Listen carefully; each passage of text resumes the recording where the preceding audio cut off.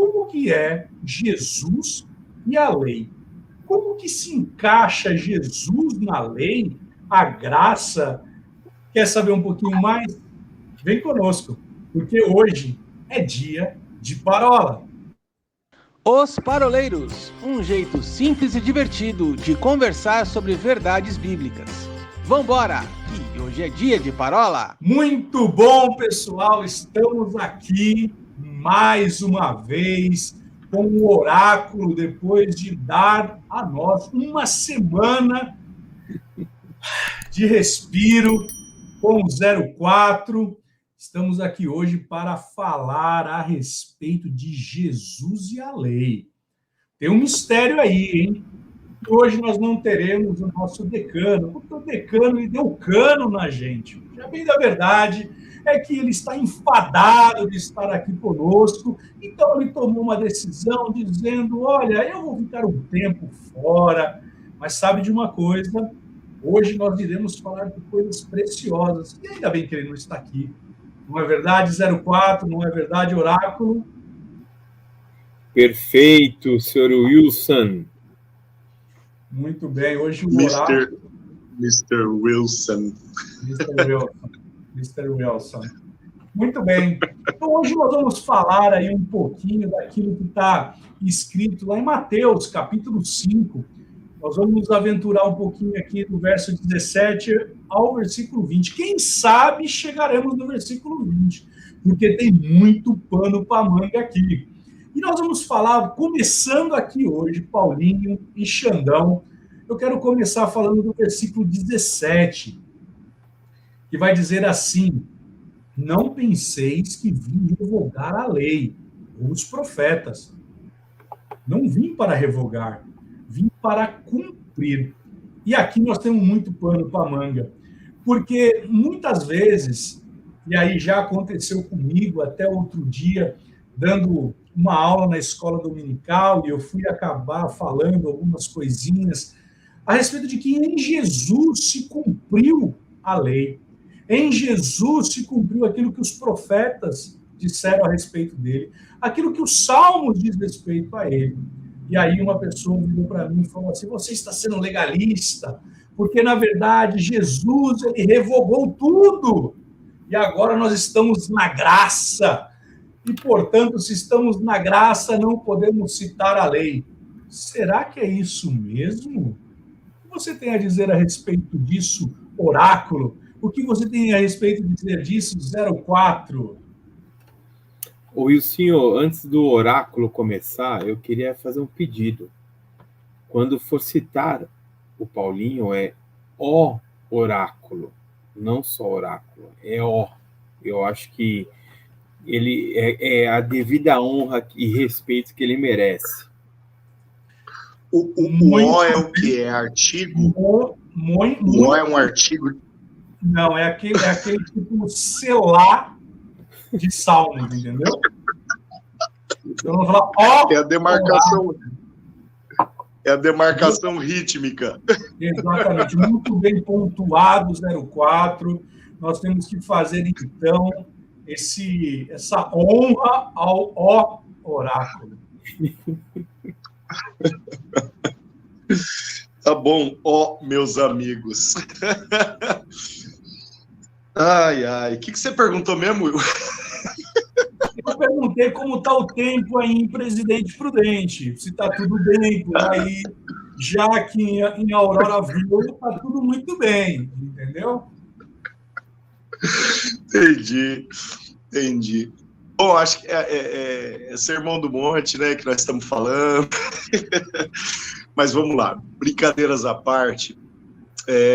Antes de eu chegar nesse ponto, Will, a questão da relação mesmo, né, de Jesus com a lei, antes de qualquer coisa, eu quero pensar na relação de Jesus com seus ouvintes. Porque para pensar, o costume dos funcionários da religião, dos funcionários do templo, né, e é um costume que Jesus, em outro momento, vai criticar severamente, era o costume de tomar os primeiros lugares nas reuniões religiosas. né? Jesus ele faz uma crítica à turma do primeiro banco das sinagogas, e ele diz, olha, se alguém quer ser o primeiro, que seja o último, se alguém quer ser o mais importante, que seja o servo, e por aí.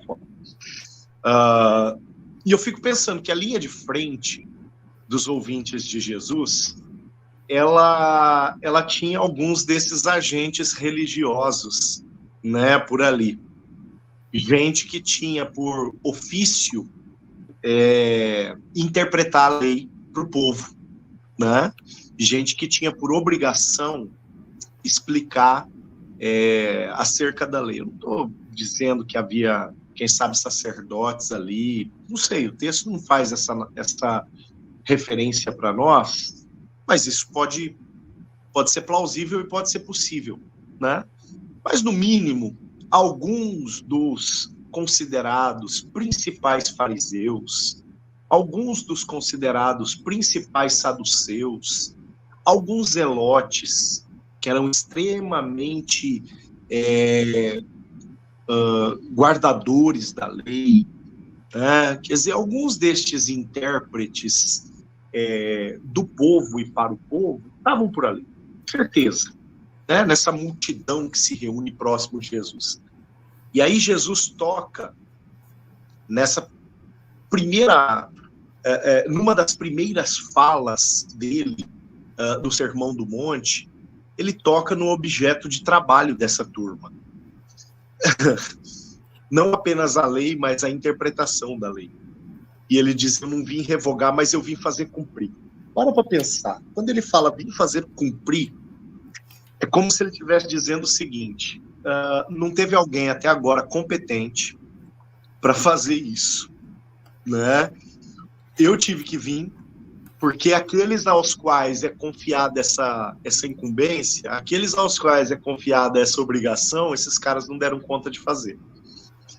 Então aqui Jesus ele já consegue, né, no Sermão do Monte, aliás ele já vem conseguindo isso, né, desde as bem-aventuranças, quando ele não diz bem-aventurados os sacerdotes, bem-aventurados os doutores da lei, quando ele não diz isso, né, quando ele chama de bem-aventurados aqueles que os funcionários do templo acreditavam ser desventurados, né? Jesus ele chama os desventurados de bem-aventurados, desventurados aos olhos dos funcionários da religião. Lá, isso, Jesus ele já começa a arrumar uma confusão com essa turma. E agora, então, essa confusão ela está armada, ela está concluída. É perceptível que Jesus não veio para amaciar aquilo que a religião amaciava. Ele não veio para concordar com aquilo que a religião concordava. Ele não veio para avalizar aquilo que a religião avalizava, né? E nem tampouco avalizar, concordar e amaciar os agentes da religião daquela época, né? Aqui a treta está armada, porque ele diz, eu vim fazer cumprir, como quem dá a entender que até agora não apareceu alguém que entendesse essa lei, que interpretasse essa lei, que cumprisse essa lei ipsis literis, né? Que cumprisse essa lei da forma que ela deve ser cumprida. E o legal é que Jesus, durante, né, esse bloco aqui da lei, né, do 17 até o 20, ele está introduzindo o que vem depois. Porque o que vem depois, cara, nós vamos ter muito pano para manga. Porque a partir daí, Jesus ele vai entrar naquele bloco do ouvistes o que foi dito, né? E aí ele aponta algum parâmetro da lei, e ele diz, eu, porém, vos digo. Esse eu, porém, mais uma vez, vai apontar para aquilo que os funcionários da religião diziam, né? Então, aqui, a gente tem uma introdução de uma área extremamente importante do Sermão do Monte, que vai revelar a forma que Jesus relaciona-se com a lei, né?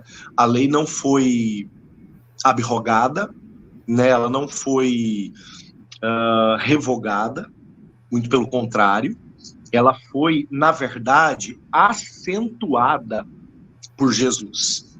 Porque para pensar, e aí a gente vai precisar um pouco do raciocínio paulino para entender isso. Paulo ele fala acerca da lei do Espírito, né? Ele usa o termo a lei do Espírito e da vida. Contrário à lei do Espírito é a lei da tábua, né? É a lei da pedra, é a lei estática, a lei externa, a lei que só era cumprida porque ela estava escrita. Por que você cumpre isso? Porque está escrito e alguém mandou eu fazer. Quando o apóstolo Paulo fala acerca da lei do Espírito, ele está fazendo uma ligação, um link com aquilo que Jesus começa a introduzir aqui. Eu disse que Jesus ele veio potencializar a lei e levá-la para um outro nível, dar sentido ao cumprimento dela, além da tábua, além dela estar escrito na pedra, né? Antes a turma cumpria porque estava escrito. Agora Jesus vem introduzir a perspectiva de que para cumprir a lei é necessário amar o dono da lei, relacionar-se com o dono da lei. Não a lei que vem do lado de fora para dentro, mas o desejo que vem de dentro para fora de responder ao dono da lei de maneira que o agrade. De tal forma isso é real que em algum determinado momento um jovem chega para Jesus e fala assim: o que eu preciso fazer para te seguir? E aí Jesus fala: cumpre a lei. E ele diz assim: mas eu cumpro todos os meus mandamentos desde a minha meninice. E aí Jesus vai além da lei. Ele diz assim: então faz o seguinte, vai até tua casa, pega todos os teus bens, vende tudo, dá o lucro aos pobres e me segue. Aonde que isso está escrito na lei? Lugar nenhum. O vender tudo, dar o lucro ao pobre, seguir religioso, isso não está escrito na lei do lugar. O que Jesus está fazendo aqui? Provocando aquele sujeito que infelizmente reprova nessa avaliação. Jesus está provocando nele um desejo de servir por amor e não por uma tábua estática onde as coisas estão escritas, e desde a sua meninice ele aprendeu a bater cartão fazendo aquilo que o mandavam fazer, né? Quando Jesus diz, então, eu vim fazer cumprir, o fazer cumprir aqui tem uma dimensão completamente diferente daquilo que os fazedores de cumprimento de lei que estavam diante de Jesus empenhavam-se em fazer. A forma é outra, o ponto de partida é outro, o pressuposto é outro, e, sem surpresa nenhuma, o resultado em nível de relacionamento com Deus é outro. Não à toa, logo em seguida desse grande bloco de lei, né, que vai desenvolver-se a partir do ouvistes o que foi dito, eu porém vos digo, vem um nível diferente de relacionamento com o Senhor, que é Jesus ensinando os seus ouvintes a chamá-lo de Pai. Concordo aí com tudo que o Paulinho falou. Vai ficar mais interessante justamente quando a gente lê do 21 em diante, né? Ó oráculo. Porque aí vai ficar mais fácil de compreender essa questão de como cumprir a lei, segundo agora a visão de Jesus. Mas uma das coisas que me chama a atenção, e o Paulinho frisou bem no início aí, quando ele disse assim, quem que eram os ouvintes de Jesus naquele momento, né? Então, quando Jesus fala sobre que ele veio para cumprir, né? Ele não veio para destruir nem a lei nem os profetas, aquelas pessoas, eles era o Antigo Testamento. Então, quando ele fala leis e os profetas e a lei e os profetas, ele está falando o que para nós hoje é o Antigo Testamento. E eles não tinham o Novo ainda, né? O Novo ainda estava por vir, o Novo Testamento como nós temos hoje. E a lei e os profetas apontavam quem? Ou para quem? Para o Messias. Apontavam para Jesus. Então ele não tinha como destruir algo que estava apontando para ele, né? Aquele que nasceria de uma virgem, Jesus, né? Aquilo que foi profetizado pelo próprio Deus no Éden, a respeito de que virias e pisaria sobre a cabeça da serpente. Então a gente vai ver o Antigo Testamento todo profetizando a respeito de Jesus. Então, quando o pessoal fala, Jesus destruiu, não destruiu nada, tanto que ele diz, olha, não vai passar nada. Ele ainda aponta para o futuro, com toda certeza eu vos afirmo que até que os céus e a terra passem, pelo meu entendimento ele está falando de Apocalipse 21, nenhum i ou um mínimo traço se omitirá da lei até que tudo se cumpra. Porque para vir o novo céu e a nova terra, vai ter que se cumprir o que está em Apocalipse 21. Então vai ter que se passar toda essa história. Então, mas a gente vai voltando aqui, quando ele está nesse momento falando, eu separei aqui alguns textos, tinha acabado de acontecer o que Moisés tinha profetizado, que viria um novo profeta, viria alguém como ele, como Moisés, e aí Moisés fala, a ele vocês vão ouvir, que era Jesus. E a gente está falando de Moisés lá atrás. Depois, quando a gente vai para Isaías 53:7, ele foi maltratado, humilhado, torturado, contudo não abriu a boca. Nesse momento nem tinha acontecido.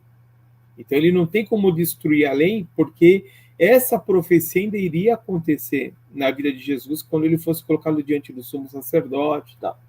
Um outro texto vai dizer lá o de Zacarias, né? O Senhor, pois, disse-me, arroja isso ao oleiro, esse belo preço em que fui avaliado por eles. Tomei 30 moedas de prata e arrojei, ou lancei ao oleiro na casa do Senhor. Foi exatamente o que fez Judas.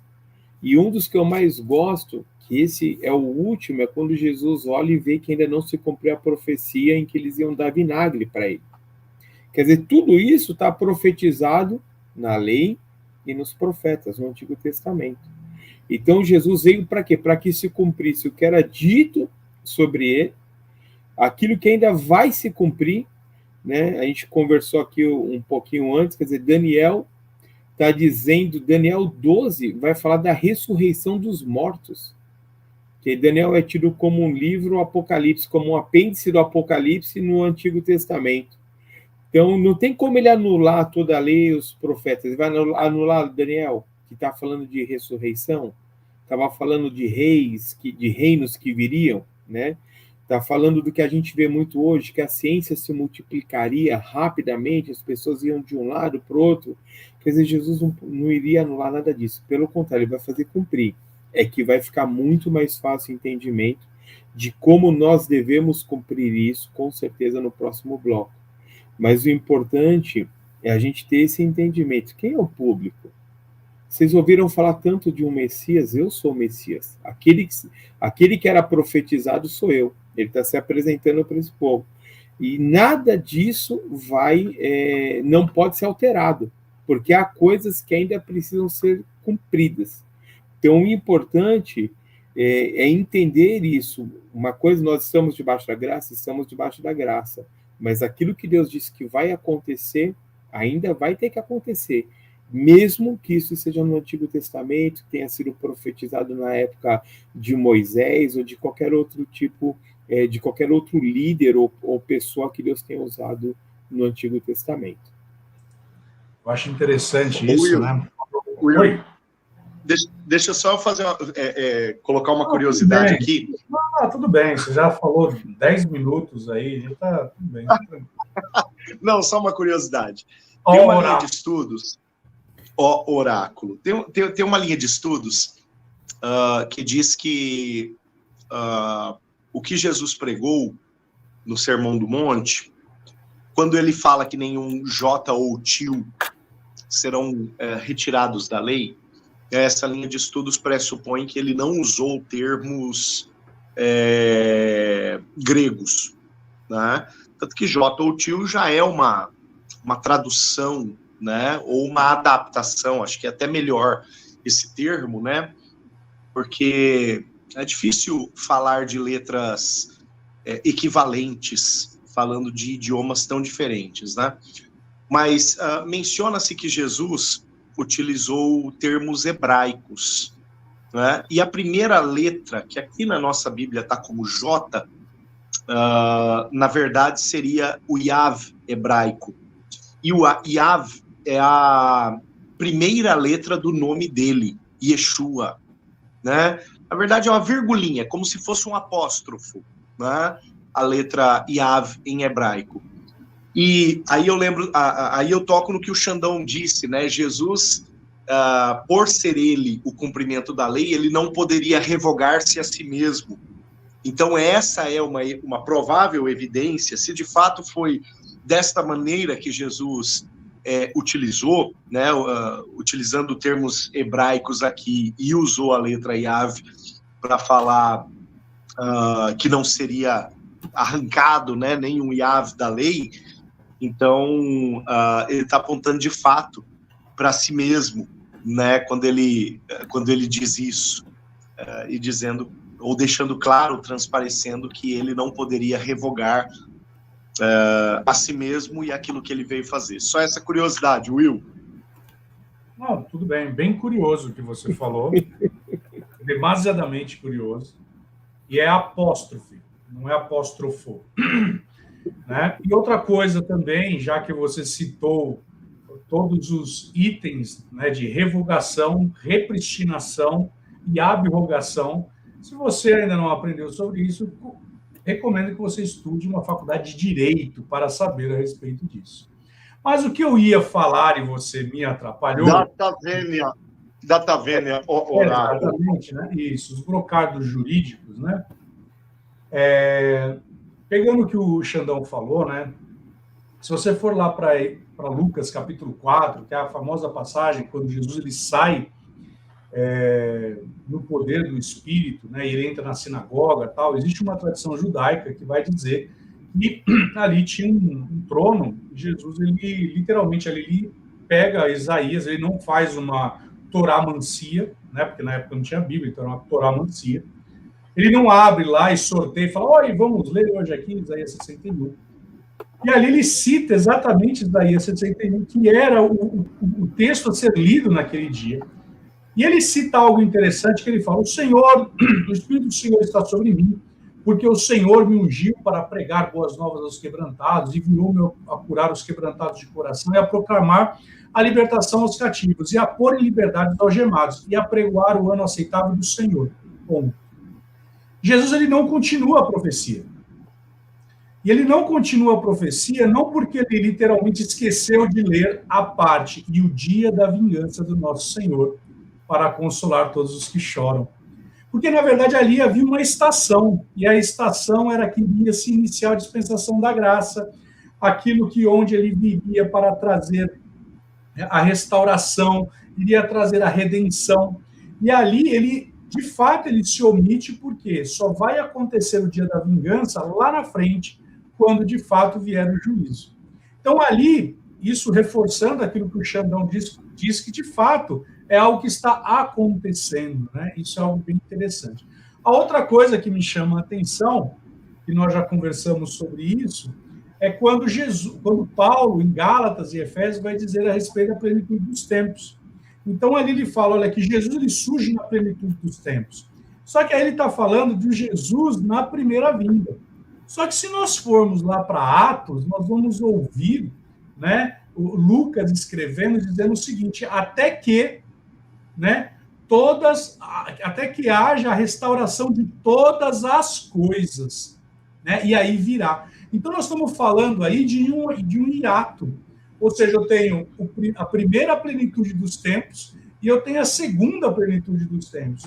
E isso daí corrobora com tudo que o Xandão disse. Ou seja, de fato, Jesus, nele convergiu a lei, nele convergiu os profetas, nele convergiu os salmos, mas existem coisas ainda que ainda se cumprirão. Mas eu acho que para a gente dar um próximo passo aqui, nesse versículo que nós estamos lendo de Mateus, ele vai dizer assim, né? Então eu não vim revogar a lei, nós já falamos sobre isso, mas eu vim para a cumprir. E aqui é um ponto interessante, e aí eu vou provocar o Paulinho aqui, porque de fato, nós já falamos algumas vezes aqui, quando o Paulinho ele concluiu a sua faculdade, a sua monografia era sobre a graça na Torá. E isso vai trazer para nós algo bem interessante, por quê? E aí eu comecei a parola de hoje citando a respeito de uma experiência que eu tive, onde uma pessoa estava conversando comigo, ele disse, olha, nós não estamos mais debaixo da lei, mas nós estamos debaixo da graça. E tá verdade, isso é certo, né? Isso, não temos dúvida quanto a isso. Mas ele não está falando que foi revogada a lei. Ele está falando que nele foi cumprida a lei. E o quê? Tudo aquilo que apontava para Jesus. Não é à toa que em Gálatas, Paulo vai dizer que nós tínhamos a lei como um tutor, como um aio, como uma babá, dizendo, olha, é aqui que vocês têm que caminhar, querendo dizer o seguinte, olha, é necessário que haja um Salvador, porque você, por si só, você não vai conseguir dar cumprimento, né? Vai ser necessário um poder, uma capacitação, e aí eu recomendo você a ler A Graça Transformadora, de Luciano Subirá, se você quer, sabe, deitar mais, sabe, se debruçar mais sobre esse assunto, leia esse livro, você vai ser tremendamente enriquecido. E aí, Paulinho, o ponto é, como que fica essa questão? Porque, de fato, quando nós vamos falar de Jesus falando, não vim revogar a lei, mas eu vim para cumpri-la, será que hoje nós estamos ainda obrigados a cumprir a lei? E se sim, e aí fica a dica, qual é a lei que nós temos que cumprir hoje? A própria palavra, ela vai dar margem para nós entendermos o seguinte: eu não sou obrigado a cumprir a lei. Eu devo querer cumprir a lei.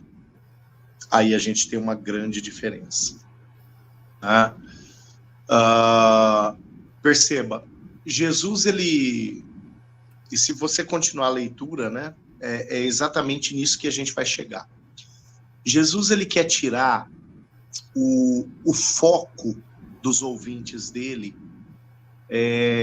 daquilo que o reino terreno, a religião terrena, as autoridades terrenas podem fazer nos seus julgamentos e pré-julgamentos às pessoas. Jesus, ele quer que as pessoas entendam que os olhos delas precisam estar voltados para uma dimensão superior.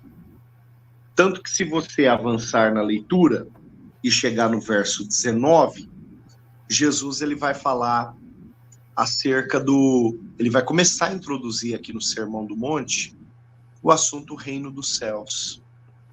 Ele diz o seguinte, verso 19, qualquer, pois, que violar um destes menores mandamentos e assim ensinar aos homens, será chamado o menor no reino dos céus. Aquele, porém, que os cumprir e ensinar, será chamado grande no reino dos céus. Perceba, Jesus está dizendo assim, que não é a religião que vai determinar ou que vai medir a sua efetividade de cumprimento ou descumprimento da lei. Não é a instituição terrena que vai fazer isso. Né? A régua que vai medir o sujeito, ela não é desse mundo. Ela é uma régua celestial.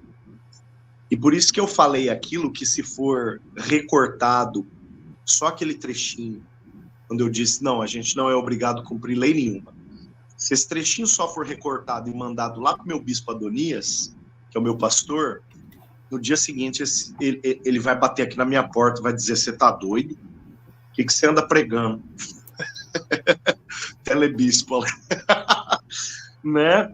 Mas é justamente o que Jesus estava preocupado. É justamente o que Jesus estava preocupado, né, em transmitir. Cara, se você cumpre por cumprir, é aquela história da letra que mata, né? E o espírito que vivifica. Se você cumprir por cumprir, você não entendeu nada. Agora, se você cumprir por um propósito, se você entender o propósito pelo qual você deve cumprir, uma frase que a minha cunhada e o meu irmão, né, pastora Cristiane e pastor Guto, usam muito, que eu amo essa frase. Ele diz, olha, a gente cumpre alguns princípios dízimo, oferta, congregar, não porque está escrito, mas porque a gente ama quem mandou. Cara, e quando a gente ama quem mandou, isso faz toda a diferença.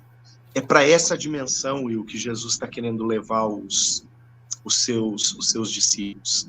Né? Quando você começou a sua fala, eu ia até te perguntar, será que existe graça na lei? Né? E toda, né, lembrando do meu trabalho monográfico, e toda a dimensão de graça, ela está exatamente nessa inversão de pressuposto que Jesus traz. Porque para os ouvintes judeus, a compreensão da lei era uma lei terrena, estática, e passível de julgamento dos agentes da religião. Né? Para Jesus, a coisa é muito mais profunda. Jesus, ele remete toda a causa da lei a um reino que era invisível e desconhecido por muitos dos seus ouvintes, o reino dos céus. E aí, Paulinho, Chambelli? Não, Paulinho deu um bom exemplo, né? E eu estava aqui procurando, né? Paulinho foi falando de atitudes que nós tomamos, né? De coisas que são exigidas na lei e que nós temos hoje, como o próprio dízimo, né? E o dízimo está na lei, e Jesus falou, não vem aqui revogar nem a lei nem os profetas. A lei está inclusa na Torá, que são os primeiros 5 livros, e quando a gente olha, lá na Torá tem Abraão, que é o pai da fé, né? Que a gente pode dizer que seria o precursor, né? De tudo que a gente vive hoje. E aí é interessante que Abraão entrega o dízimo antes da lei. Se a gente voltar um pouquinho antes, né, a gente vai ver Abel entregando uma oferta, né, antes da lei. Mas o que me chama a atenção em Abraão é o que tem em Isaías 41, 8, que Deus diz assim, mas tu, ó Israel, servo meu, tu, Jacó, quem escolhi, descendência de Abraão, meu amigo. Deus chama Abraão de amigo. Então, se eu olhar para a lei, foi revogada, não preciso mais cumprir, eu não quero tão dar o dízimo, não é isso? Mas se eu olhar e eu quero ser um amigo de Deus, eu tenho que olhar para quem foi amigo de Deus. E eu quero copiar, porque se eu quero ser amigo, como é que esse homem era amigo? Porque ele era obediente, ele, né, estava servindo. A gente fala muito de Davi, o homem segundo o coração, as pessoas querem serem, né, segundo o coração de Deus também. Então, quando a gente olha para esse homem, ele tá fazendo... E aí você tem um versículo na mão, Wilson, que você gosta de usar, que o dízimo foi dado já em Abraão, não foi isso? Depois você cita ele aí, porque eu sei que você gosta muito dele. Mas isso é interessante, assim, a gente tem que fazer por amor, não mais por obrigação. Né? Então, Abraão fez, não existia nem exigência. E ele deu porque ele quis dar. Abel quis agradar o Senhor. Acho que vai muito para esse lado. A gente aplicar, porque se a gente for levar ao pé da letra, então esquece, o Senhor é meu pastor e nada me faltará. Esquece todo o Antigo Testamento. Mas a gente se amarra a um monte de promessa que está lá. E tem que se amarrar, porque tem promessas que são para nós hoje. O problema é isso, é ferro, fogo. É melhor a gente ter um entendimento, ir buscando. Quantas vezes Deus não fala conosco através de personagens bíblicos do Antigo Testamento? Isso seria anulado por Jesus? De forma alguma. Jesus cita Adão, Jesus vai citar Naamã, Jesus cita Moisés, cita todos esses homens, para trazer referências para a gente.